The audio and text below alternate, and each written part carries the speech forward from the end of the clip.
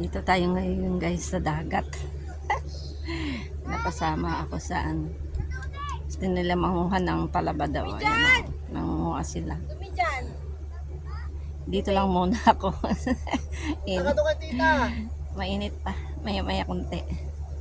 Kati eh. Kati oh. Kaya nanguha sila ng ano. Kamot po sa palaba. Ayan. Dito sa likuran ko guys, ano, yan yung fish pan. Silipin natin na. Silip ko sa inyo yung fish pan. Fish pan ni Burger. Yung pinagkukuhaan namin ng hipon. Silip ko sa inyo ha. Ito tayo. Yan. Pag nag-harvest, pwede kami manghingi.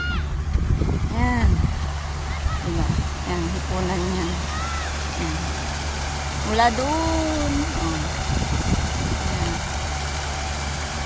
Yan. Mula doon sa dulo doon. May puting bahay. Yan. Yan yung bahay ni Vergara sa ano. Ito yung fish pan ni Vergara. Lawak nito. Mula doon oh, doon sa dulo. Yan. Kita nyo doon sa may ano, doon sa puno ng bundok. Yan, puno ng bundok. Paikot yan sa ano, tabi ng mga puno ng mga bundok yan.